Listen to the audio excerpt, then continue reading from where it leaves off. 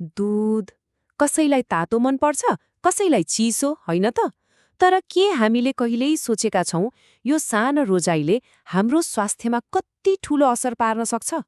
ल, आज हामी यही तातो र चिसो दूधको पछाडि लुकेको विज्ञानलाई खोतल्नेछौं। एकछिन सोच्नुहोस् त, एकातिर तातो दूध छ, अर्कोतिर चिसो। यो हरेक दिनको बहस जस्तै हो। तर आखिरमा जित कसको हुन्छ होला? कुन चाहिँले शरीरलाई साँच्चीकै फाइदा गर्छ? जवाफ दूधभित्रै लुकेको छ। आजको हाम्रो यात्रा कस्तो हुन्छ त? सुरुमा हामी दूधभित्रका 3 मुख्य खेलाडीहरूलाई चिन्नेछौं। त्यसपछि तापक्रमले हाम्रो पाचनमा कस्तो असर गर्छ भनेर हेर्नेछौं। अनि एउटा विशेष अवस्था एसिडिटीको बारेमा पनि कुरा गर्नेछौं। र अन्त्यमा दूध पिउने सबैभन्दा सही तरिका के हो त्यो रहस्य पनि खोल्नेछौं। ल, अब सुरु गरिहालौं हाम्रो अनुसन्धान। यो तातो विरुद्ध चिसोको खेल बुझ्नको लागि सबैभन्दा पहिले दूधभित्र लुकेका 3 मुख्य खेलाडीहरूलाई चिन्नै पर्छ। किनकि तापक्रमले खेल्ने भनेकै यिनीहरूसँग हो। दूध भनेको सेतो पानी मात्रै होइन नि, यसभित्र 3वटा एकदमै शक्तिशाली खेलाडीहरू छन्।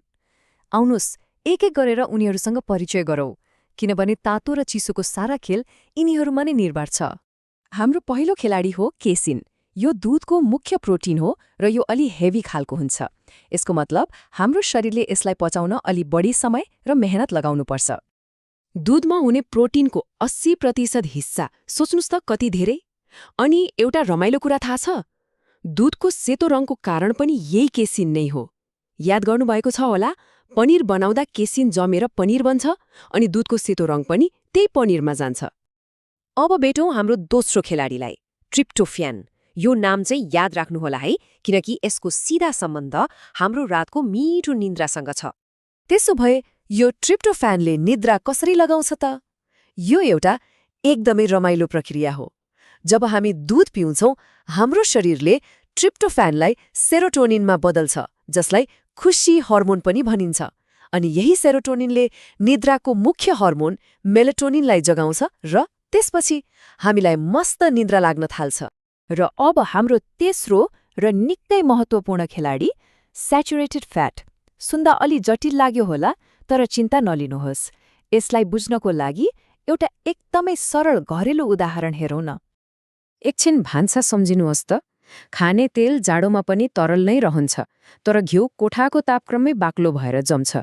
यस्तो किन हुन्छ? हो, कारण हो स्याचुरेटेड फ्याट, जुन घिउमा हुन्छ र चिसोमा सजिलै जम्छ। र घिउ केबाट बन्छ? दूधबाटै। त्यसैले दूधमा पनि यही स्याचुरेटेड फ्याट हुन्छ। ल, हाम्रा 3जना खेलाडीहरू मैदानमा आइसके। केसिन, ट्रिप्टोफ्यान र स्याचुरेटेड फ्याट्स। अब हेरौँ असली खेल। जब तापक्रम घटबढ हुन्छ, हाम्रो पाचन प्रणालीमा यिनीहरूले कस्तो असर गर्छन्। अब हेर्नुहोस् है, यहाँ कुरा एकदमै प्रष्ट छ। जब हामी चिसो दूध पिउँछौं, त्यो भारी केसिन प्रोटिन झनै सुस्त हुन्छ, जसले पाचनमा गाह्रो बनाउँछ। अर्कोतिर न्यानो दूधले शरीरमा रक्त सञ्चार बढाउँछ, जसले गर्दा ट्रिप्टोफ्यान छिटो सक्रिय भएर आराम र निद्रा दिन्छ। अनि त्यो स्याचुरेटेड फ्याट, चिसो दूधमा त्यो जम्न थाल्छ, जसलाई हाम्रो शरीरले टुक्राउन दुब्बर मेहनत गर्नुपर्छ। तरल चिज पचाउन सधैँ सजिलो हुन्छ, होइन र? कहिलेकाहीँ जवाफ प्रकृतिमै लुकेको हुन्छ। सोच्नुहोस् त, गाई वा भैँसीबाट दूध दुहुँदा त्यो सधैँ न्यानो हुन्छ, होइन र?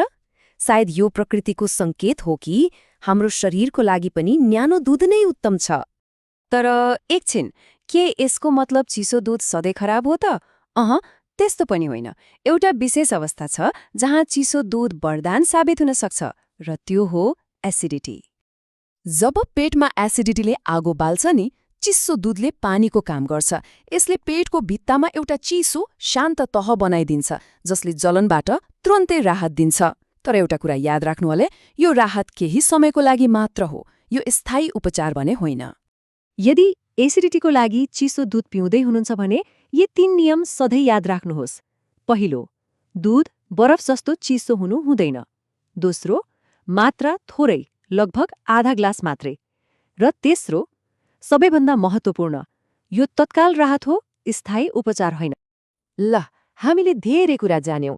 अब यी सबै जानकारीलाई एउटै ठाउँमा ल्याएर हेरौं, ताकि हामीले आफ्नो लागि दूध पिउने सबैभन्दा सही निर्णय लिन सकौं। यो तालिकाले सबै कुरालाई एकदमै सरल बनाइदिन्छ।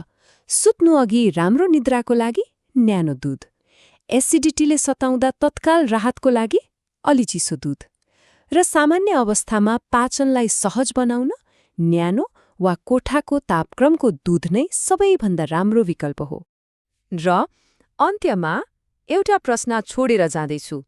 दूधको बारेमा त हामीले थाहा पायौं, तर के हामीले खाने वा पिउने अरू कुराहरू पनि गलत तापक्रममा सेवन गरिरहेका छौं कि?